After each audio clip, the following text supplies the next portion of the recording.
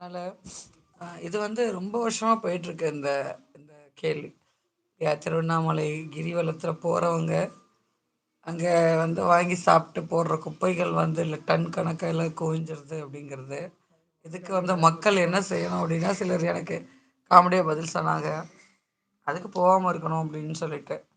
அதாவது ஒரு இடத்துக்கு போகும்போது அங்கே நம்ம நடந்துக்கிற விதம் அப்படின்றது இருக்கு இல்லையா?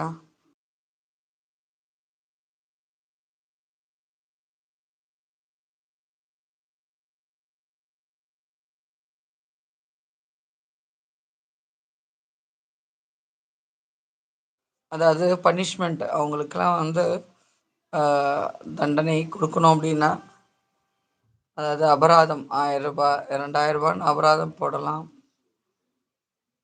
அதுபோல் சட்டங்கள் தான் வந்து மக்களை சில விஷயங்களை திருப்தி ஆகணும்.